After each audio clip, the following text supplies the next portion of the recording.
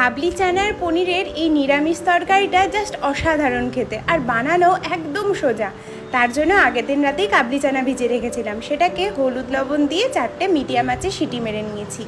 মশলাটা একবারেই তৈরি হয়ে যায়, এক্সট্রা করে আর জোগাড় করতে হয় না। মশলার মধ্যে নিয়েছি টমেটো, চালমগজ, কাজু বাদাম, পোস্ত, কাঁচা লঙ্কা, আদা, সব কিছু একদম স্মুথ একটা পেস্ট বানিয়ে নিতে হবে। আর ওইদিকে পনিরটাও একদম ছোট ছোট টুকরো করে কেটে নিতে হবে।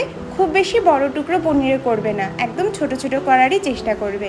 পনিরটাকে প্রথমে তেলের মধ্যে ভালো করে ভেজে উষ্ণ গরম জলে ভিজিয়ে রাখবো, আর সেই জলটাই আমরা পরে ইউজ করব।